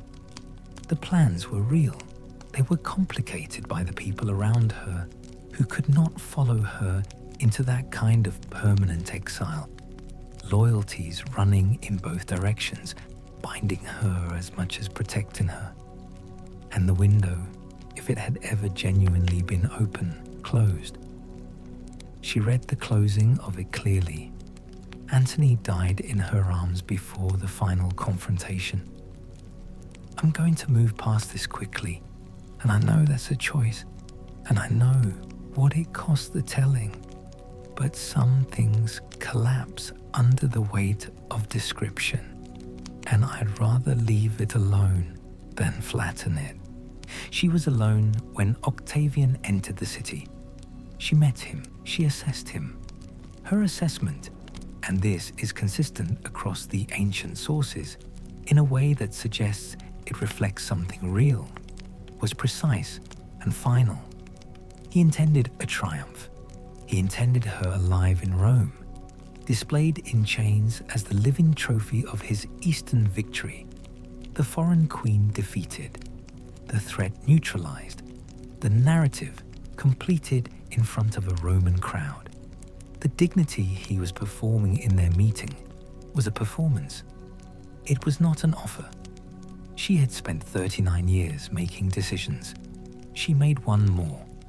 The ancient accounts describe the death consistently. A sacred serpent, the traditional Egyptian form of pharaonic departure, chosen deliberately, conducted in the style of a queen rather than a prisoner. I find myself wanting to say something here about what that choice meant, what it cost, what it preserved, and I can feel the sentence, wanting to become something grand and sealed. And I'm going to resist that, because the fact speaks for itself more clearly than anything I could build around it. She denied him his triumph. That's what she did, on her own terms, in her own time, in the manner she chose. Octavian had Caesarion killed. Caesar's son was too dangerous to be left alive. This is stated plainly in the sources and deserves to be stated plainly here. The other children were taken to Rome, raised by Octavian's sister, apparently with genuine care. This detail always stops me slightly. The specific texture of it. The strange domestic fact sitting inside the enormous political fact. Cleopatra VII, the twin daughter. He eventually married the king of Mauritania, ruled a kingdom, patronized scholarship, and learning and the arts with something recognizably her mother's comprehensive attention, the line continued in its way. Egypt became a Roman province, governed as the personal property of the emperor, not through normal senatorial channels. Uniquely controlled, uniquely strategic, handled differently from every other territory Rome administered. Octavian understood what it was. He had understood it long enough to go to war over it. This was his implicit acknowledgement, written in administrative structure rather than in words, of everything Cleopatra had always known.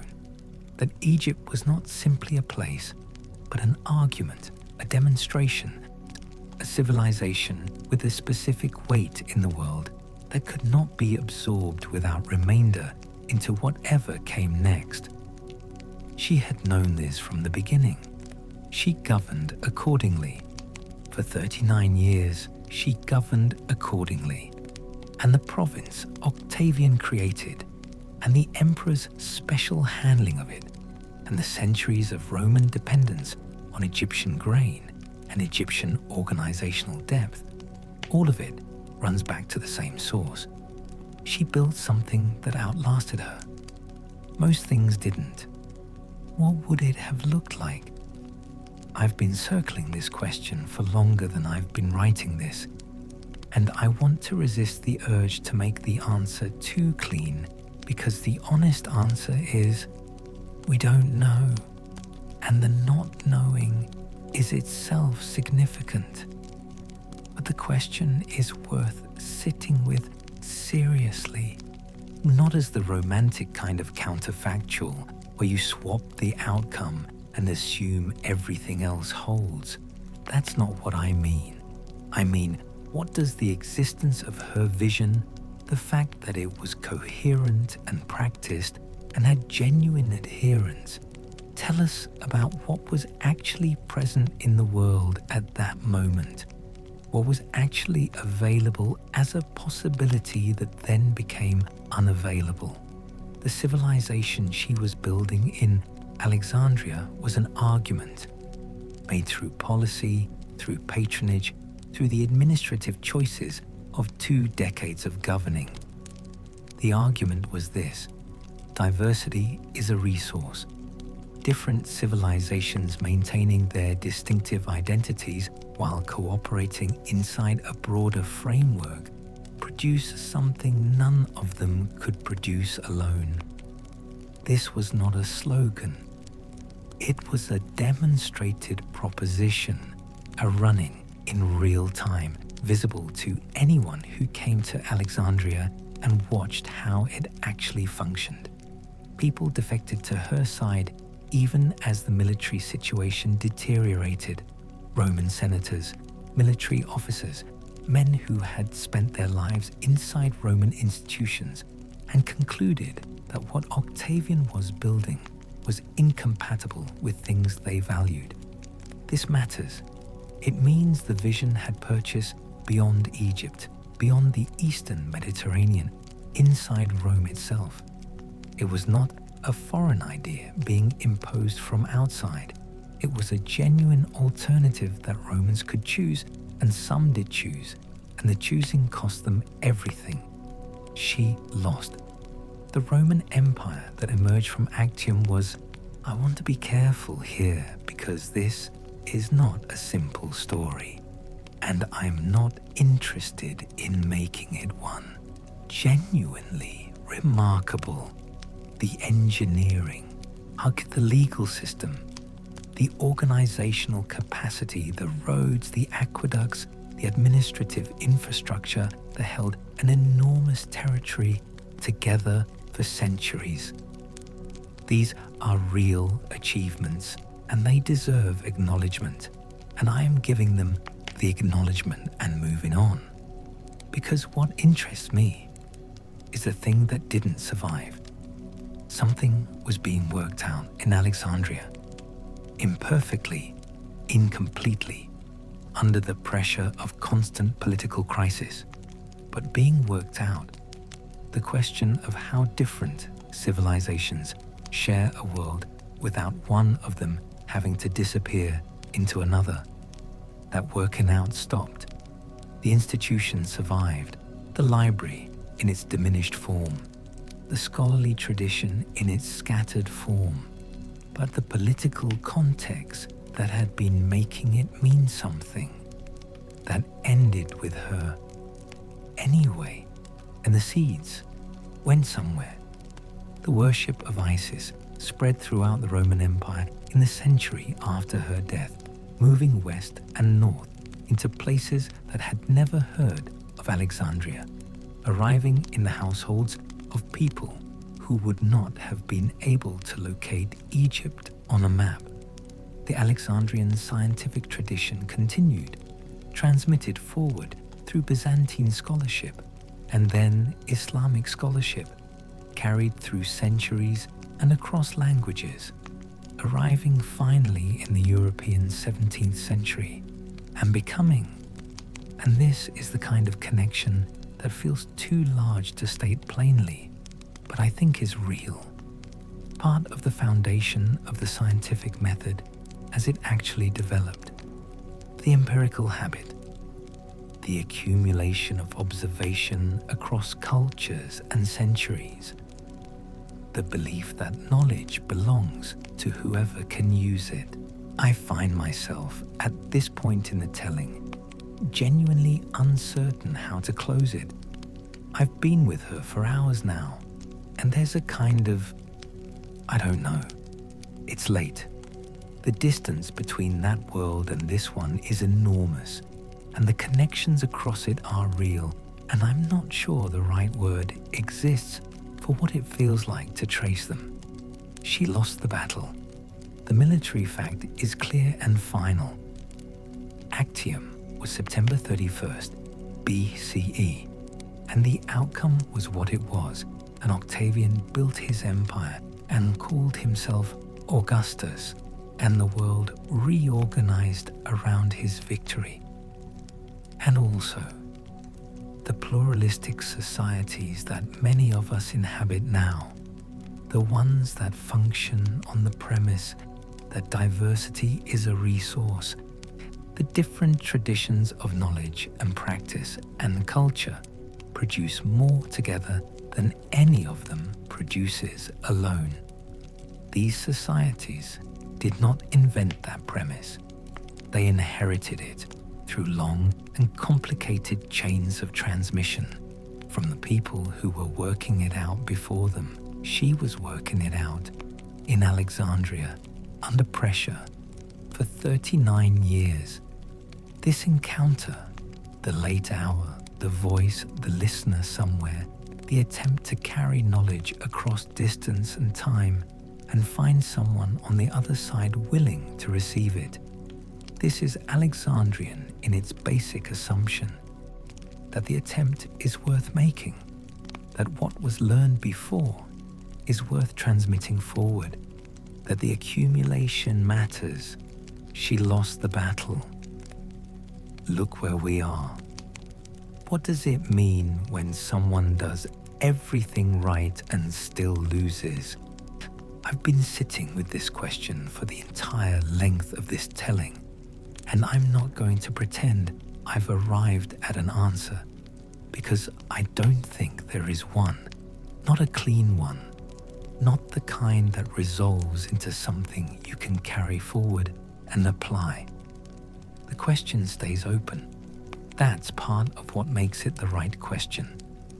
The Roman Empire was not Octavian's achievement. That's the first thing to say. It was the accumulation of 2 centuries: expansion, military development, administrative innovation, population growth, economic integration, the slow momentum of an enormous thing that had been building long before either of them was born. No single intelligence, however extraordinary, reverses something that large. The forces weren't personal. They weren't even political, not entirely. Yet they were historical in the way that weather is meteorological. You can understand it completely and still get wet. She knew this. I keep returning to this, and I think it's the center of everything. She knew the odds. She knew the scale of what she was attempting and what she was attempting it against. She prepared anyway. She fought anyway. She took the gambles she took with full knowledge of what they cost if they failed. Because, and I want to say this carefully without making it into a slogan, the alternative to attempting something extraordinary in extraordinary circumstances is not safety. It's a different kind of loss. The loss that comes from having accepted, without resistance, the reduction the world was trying to impose on you. She refused that loss consistently for 39 years until she chose her own terms for the final refusal. Anyway, the propaganda machine Octavian built after Actium was, in its way, as impressive as anything else he constructed. The reframing of her significance, from the meticulous administrator and economic strategist and diplomatic genius, she actually was, to the seductress, the foreign corrupting influence, the beautiful woman whose importance was the effect she had on the men who wanted her. This reframing was not accidental, and it was not lazy. It was deliberate political architecture, and it worked with a durability that honestly should surprise us more than it does. It worked well enough that most people still encounter her first through that lens. Through Shakespeare, working from Roman sources that were themselves working from Octavian's framing, and giving us a Cleopatra of passion and theatrical extravagance and feeling, a woman defined by how she loved rather than what she built. The romantic heroine who loved not wisely but too well is a figure designed to make the truth easier to dismiss. The truth of genuine female intelligence operating at full political scale, refuse and reduction, governing with the kind of comprehensive capability that most of her male contemporaries couldn't match. The truth was threatening then, and the propaganda addressed the threat by replacing it with something more comfortable. Look at the coins. This is the thing I come back to. The detail I find myself unable to rush past.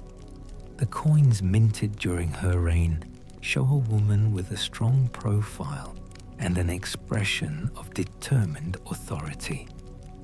Not romanticized, not softened. A face that is making an argument about what kind of person this is and what kind of attention she expects. Look at the administrative documents, the careful, intelligent management of a complex state across decades, the linguistic gifts, the economic reforms, the management of religious diversity, the cultivation of scholarship, the diplomatic navigation of the most dangerous political landscape the ancient world produced in her century. The fuller picture is more impressive than the simplified version. This is not a small thing to say. The simplified version, the passionate queen, the tragic lover, is already compelling enough to have survived 2,000 years. The actual person, the full dimensionality of who she was and what she did and how she thought, is more impressive than that, more admirable, more worth the sustained attention that the simplified version has always attracted, but that the real person has, until recently, largely been denied. Modern scholarship is correcting this, slowly against the accumulated weight of 2 millennia of Roman framing, but genuinely correcting it. This matters beyond historical accuracy, though historical accuracy matters. It matters because of what becomes available as an example when the picture is complete. What it demonstrates about what human intelligence can do when applied with absolute commitment at the fullest possible scale of its capability. She worked at full scale. Always. She never accepted the smaller version of what she could be. Not once. Not under pressure. Not when the odds made the full-scale attempt look like extravagance. And the story has stayed alive for 2,000 years, in languages she never learned, in a world she could not have imagined, in this late-night telling, and in the listening that meets it somewhere across distance and time. The propaganda tried to reduce her, and she refused that in life, and something in the historical record has refused it on her behalf ever since. The documents surviving, the coins surviving, the traces of what she actually built persisting inside and underneath and around the story her enemies told about her. She demanded to be taken seriously on her own terms. Her terms were the highest available. We're still catching up. She spent 18 years becoming who she needed to be. 9 languages. Not because she was gifted, or not only because she was gifted, but because she understood what linguistic capability actually is. Direct access to another mind. Unmediated, the thing that no interpreter can fully replicate because the interpreter is always, inevitably, a filter. She wanted no filters. She learned economics because political authority without economic literacy is, she understood this, had probably understood it since childhood. Watching her father's reign destabilize partly through financial mismanagement is a structure without a foundation. It stands until it doesn't. She studied military strategy because a civilian ruler who cannot follow a tactical discussion has ceded something to specialists whose interests may not align with hers. And she was not interested in ceding things. She built relationships across the priestly class, the military establishment, in the diverse communities of Alexandria year by year, the slow accumulation of demonstrated competence and genuine respect that political authority is actually made of when it is durable, not the single dramatic seizure of power, the years of showing up. She studied collapsed dynasties, performed, in a sense, autopsies on defeats that had happened before her birth, identified the conditions that had made those dynasties vulnerable, extracted from their failures whatever could be learned. The autopsy of a loss as instructive as the celebration of a victory. Maybe more. This is the part I find almost. It's the detail that makes me stop every time. The deliberateness of preparing for failure. Most people, most rulers, prepare for success and treat failure as the absence of success rather than as its own territory requiring its own map. She mapped it. And then the moments came. Caesar in Alexandria, the dynasty in the balance. Ready. Antony at Tarsus, the Eastern alliance needing to be established on the right terms. Ready. The propaganda war with Octavian, the framing of the conflict needing to be contested across the Eastern Mediterranean. Ready. And then Actium lost and Alexandria falling, and the options narrowing toward their final form. Ready for this too, in the specific sense that she had thought through the conditions of her own defeat, had prepared even here, and made the final choices with the same deliberateness that had characterized every other significant decision across 39 years. The preparation was not negated by the outcome. This is the thing I most want to say, and the thing that's hardest to say without it collapsing into something that sounds like consolation, which is not what I mean. I mean something more structural than that. The preparation was the expression of a self that refused reduction, refused to be less capable than it could be, less ready than it could be, less present to its own circumstances than the circumstances demanded. That refusal was not strategic, or not only strategic. It was a form of integrity, respect for the obligations her position imposed on her, and the opportunities it offered her, and the life she had been given to live inside it. She did not do less than everything, not once.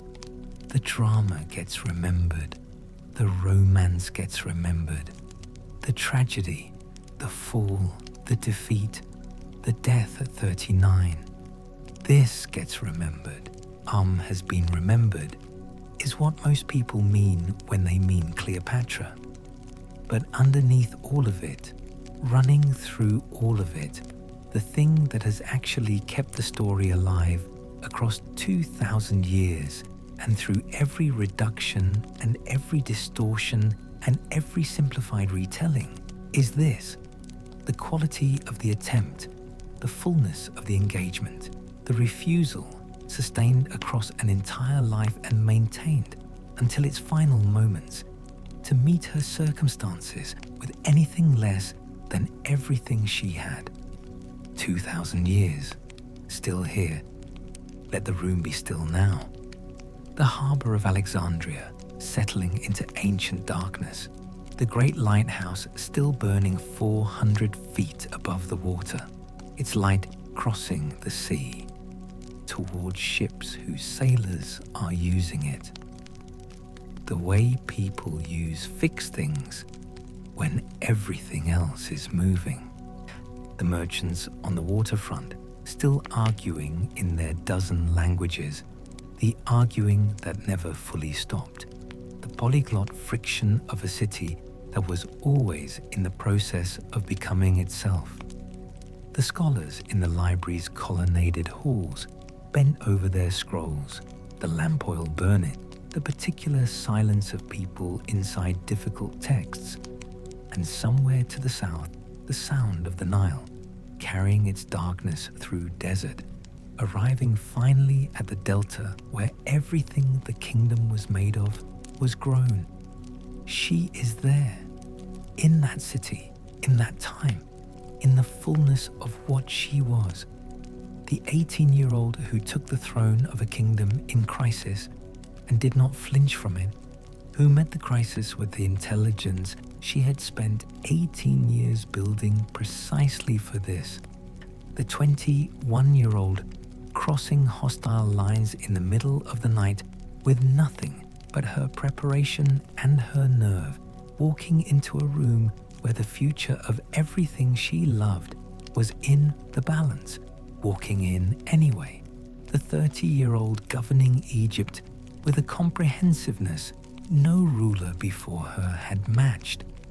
The currency reforms and the irrigation improvements and the workshop expansions and the religious diversity and the patronage and the intelligence networks and the diplomacy.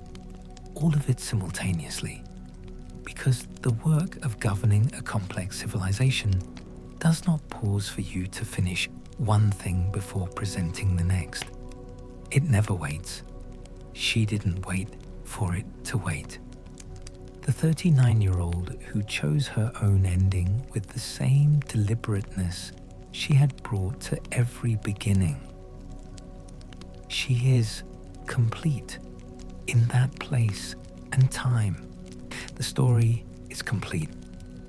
It belongs to anyone who has been willing to spend a few quiet hours with the long view that history provides. The view from far enough back that you can see the whole shape of a life rather than just the crisis it's currently inside. Whatever the scale of your circumstances, and they need not involve Mediterranean empires or Roman generals, to deserve your fullest engagement. The same quality of attention is available to you.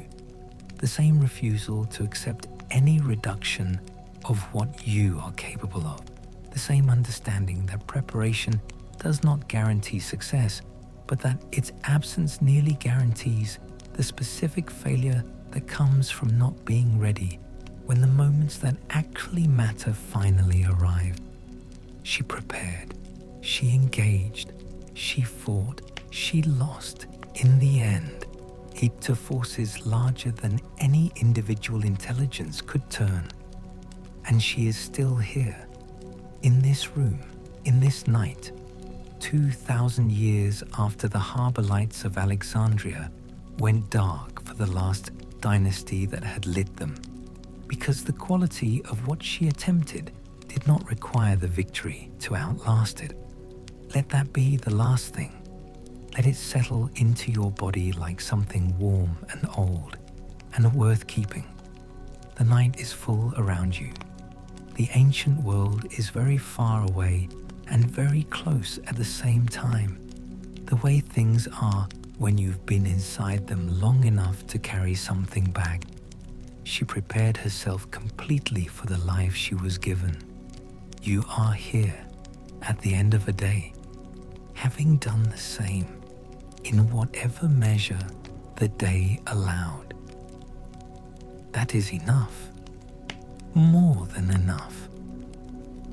Let your breathing slow now, and let the images soften at their edges. The lighthouse going dark, the harbor going still, the vast dark of the Mediterranean closing gently over 2,000 years of an extraordinary attempt to be fully equal to the world she inherited and the world she made. You are warm, you are safe. The night is yours entirely. Sleep well.